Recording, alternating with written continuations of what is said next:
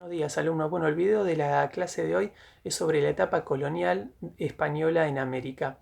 Bueno, luego de lo que fue la conquista de los grandes imperios de México y de Perú, vamos a ver que sobreviene una etapa en la que se van a ir ganando y conquistando nuevos territorios también, pero territorios o poblados mucho más pequeños. Durante estos años siguen llegando grupos de conquistadores, a los cuales comúnmente se les decía como adelantados, y van a ir expandiendo así su dominación sobre los territorios nativos, formando o tratando de lograr obtener cada vez más territorios para los españoles. Vamos a ver, para comprender un poco el video, vamos a dividir esta etapa colonial en tres ámbitos o aspectos: el aspecto político, el aspecto económico y el aspecto social. Así que vamos a ir desde el principio por el aspecto político. Había instituciones de gobierno que dependían de España y que funcionaban en España, pero que servían para dar una respuesta o ejercer políticas directamente sobre América.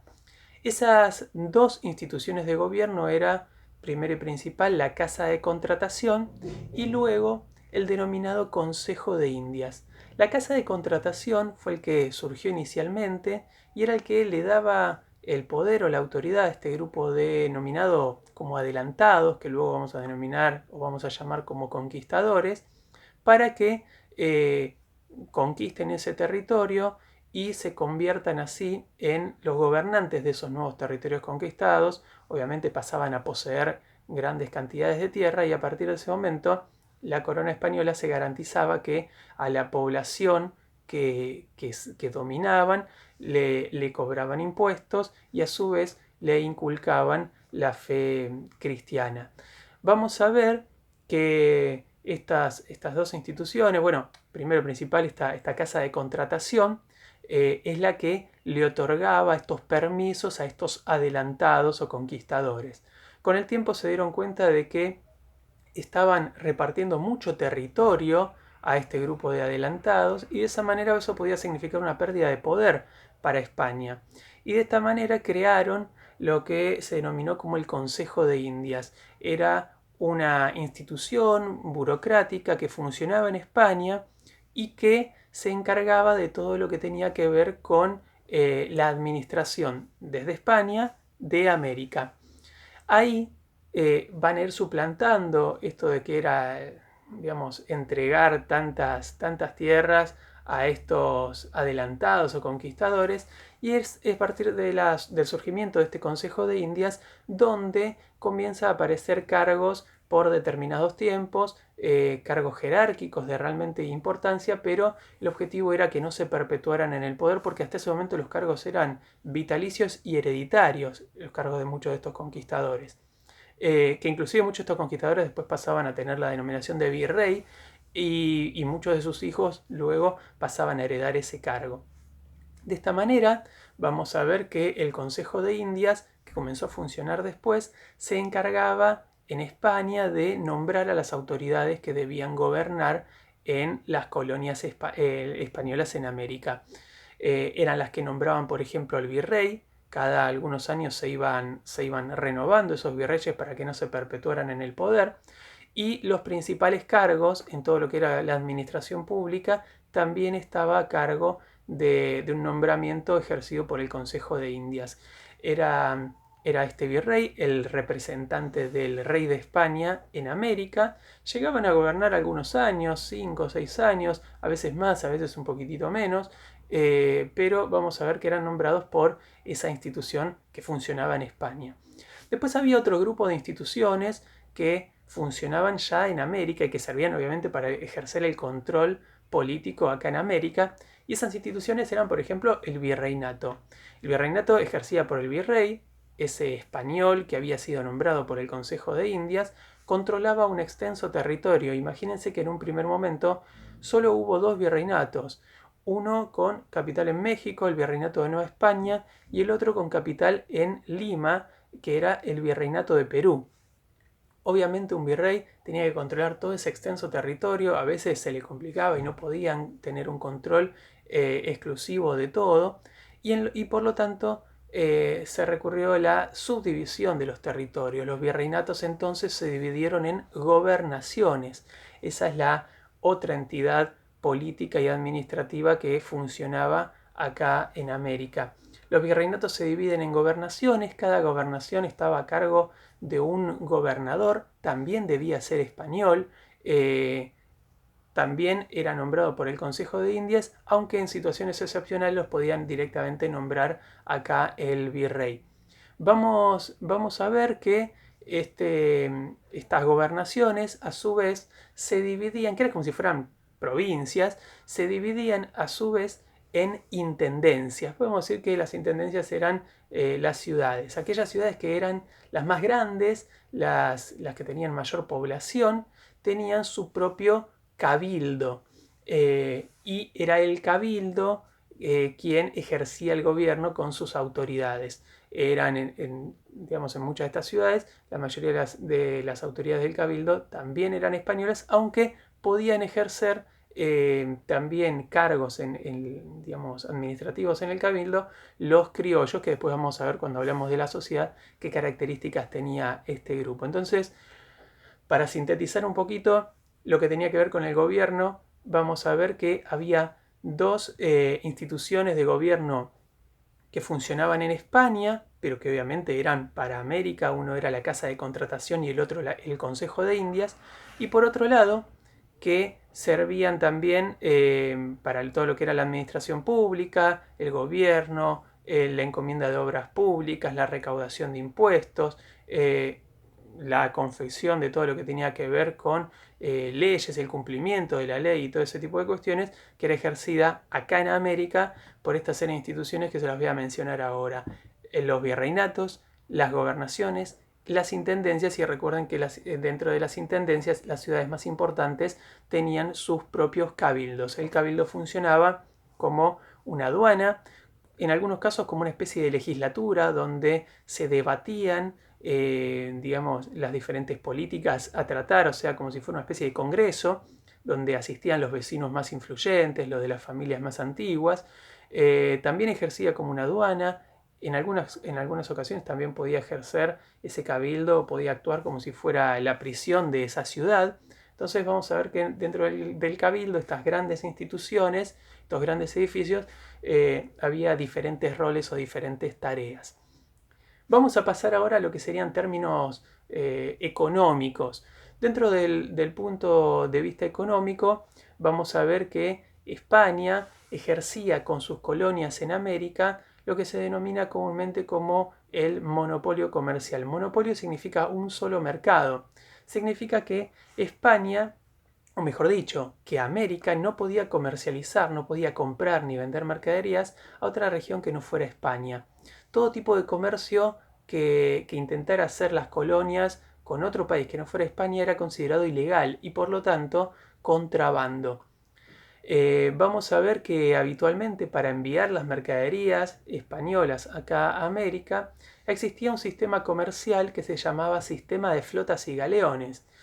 Salían desde España 2 veces por año un gran conjunto de embarcaciones, de buques mercantes, de flotas, con productos elaborados en España, y de esa manera enviaban los productos a las poblaciones que ya vivían acá en América. Obviamente era una etapa donde proliferaban en todo lo que era alta mar la acción de los piratas y los corsarios, y entonces esas embarcaciones debían ir acompañadas por buques de guerra, galeones. Por lo tanto, surge este sistema que se le llamaba sistema de flotas y galeones. Como dije, 2 veces por año salía un conjunto de embarcaciones.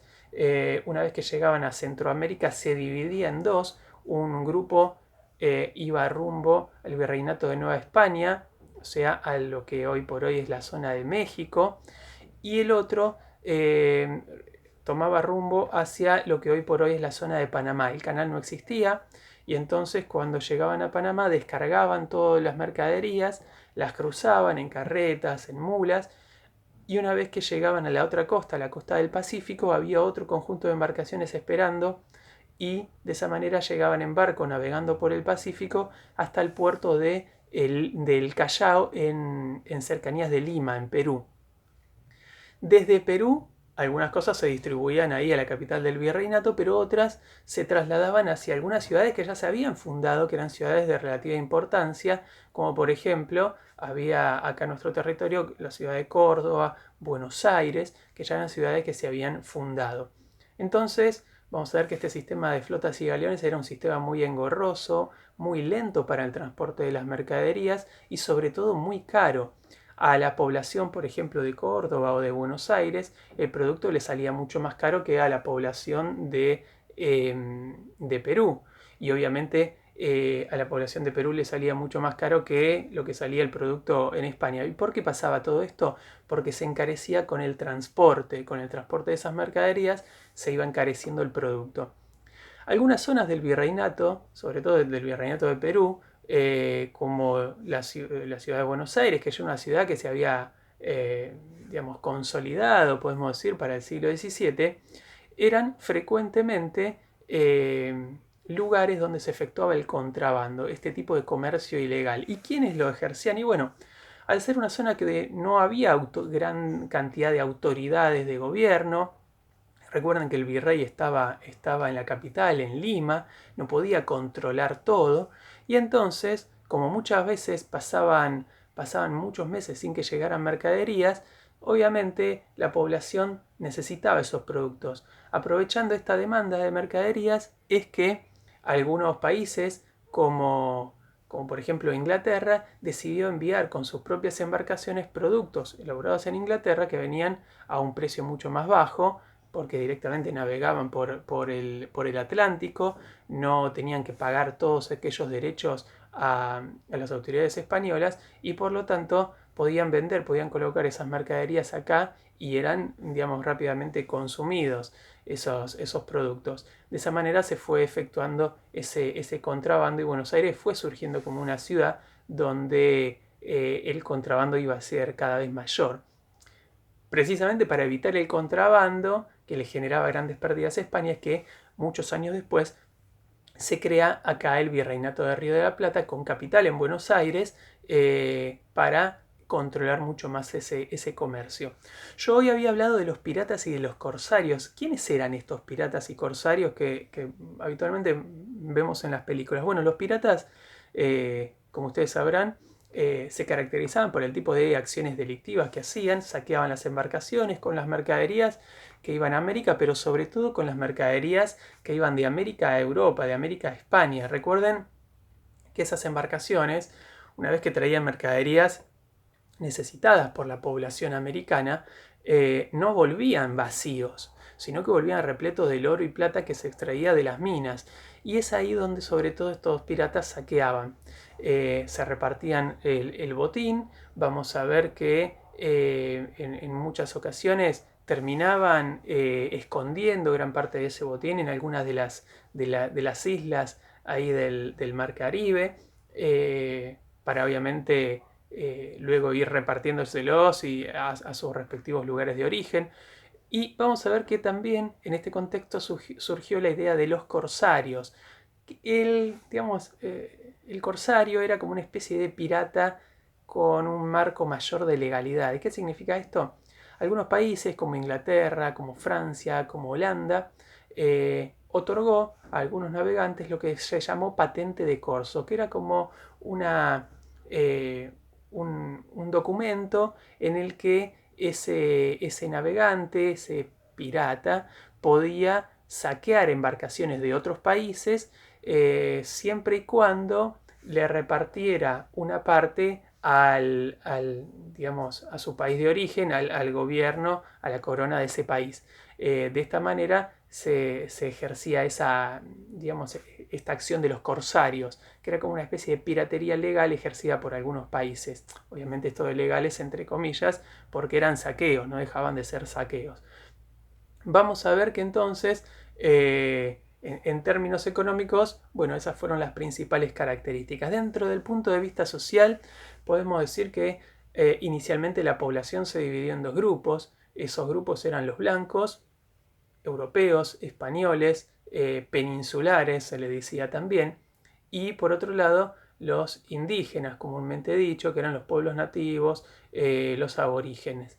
vamos a ver que inicialmente estaban estos grupos, pero luego se produjo un gran colapso demográfico. Recuerden que los españoles aportaron acá a América una serie de enfermedades que provocaron la muerte de una enorme cantidad de personas de estos pueblos originarios, y si a eso le sumamos la explotación laboral, la reducción a la servidumbre de muchos de estos miembros de estos pueblos nativos, vamos a ver que se produjo un gran descenso de la población nativa.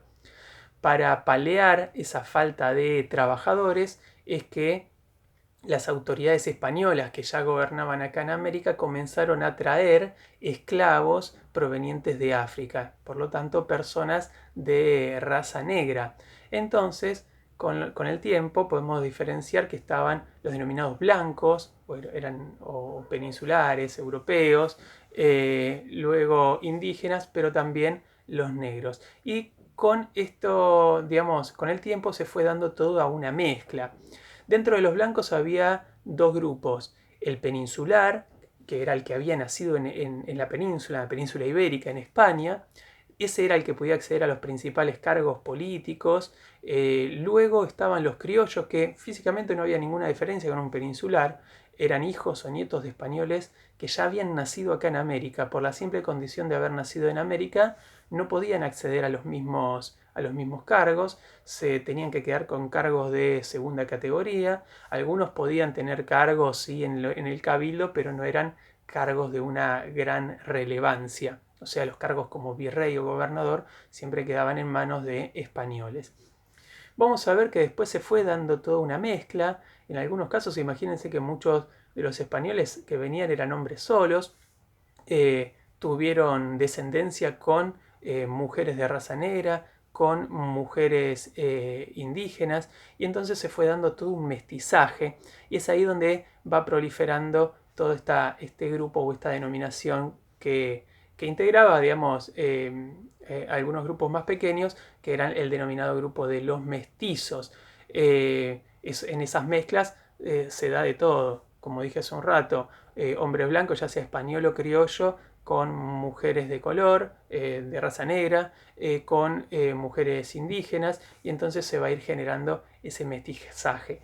La sociedad estaba obviamente como muy mal visto o repudiado, pero era algo que ocurría realmente, y vamos a ver que ya para lo que era el siglo XVII, siglo XVIII, siglo XIX, ese mestizaje, digamos, ya había crecido considerablemente, y un enorme porcentaje de la población ya era mestizo.